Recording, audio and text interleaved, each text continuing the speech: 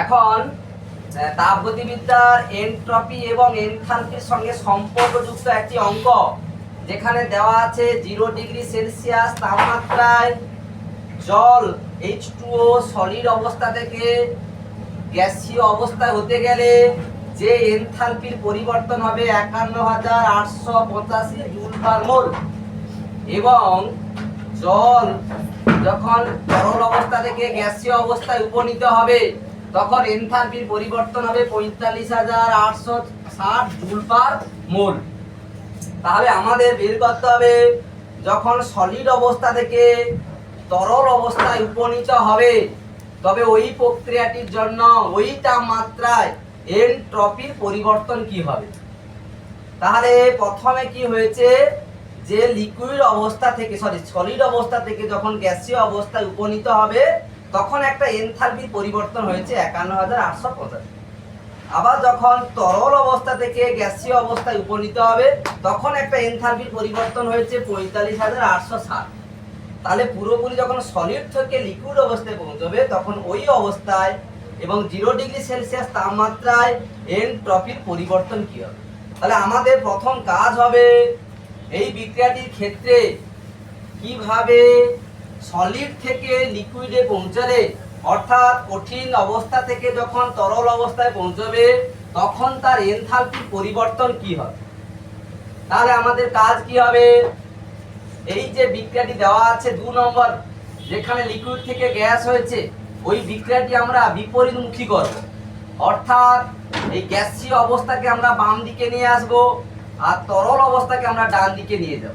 তাহলে কি হবে, তখন যে ডেল্টা এইচ এর মানটা দেওয়া আছে ওই মানটা ঠিক থাকবে, শুধু প্লাসের জায়গায় আমরা কি বসাবো মাইনাস।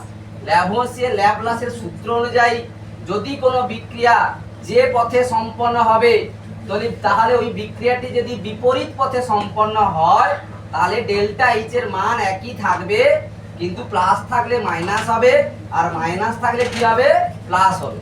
তাহলে এই বিক্রিয়াখানি যখন আমরা লিখবো 2 নম্বর বিক্রিয়া, তাহলে কি লিখতে পারি, জল গ্যাসীয় অবস্থা থেকে কি হয়েছে H2O লিকুইড অবস্থা, তখন ডেল্টা এইচ এর মান কি লিখবো ছিল ৪৫৮৬০, তাহলে লিখবো মাইনাস ৪৫৮৬০ জুল পার মোল।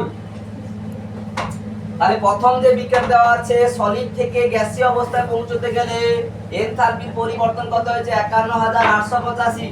তাহলে ওই সমীকরণ আর এই সমীকরণটা যোগ করে দেই, যোগ করলে কি হবে H2 ব্র্যাকেটে সলিড প্লাস H2O ব্র্যাকেটে গ্যাস উভয়মুখী চিহ্ন।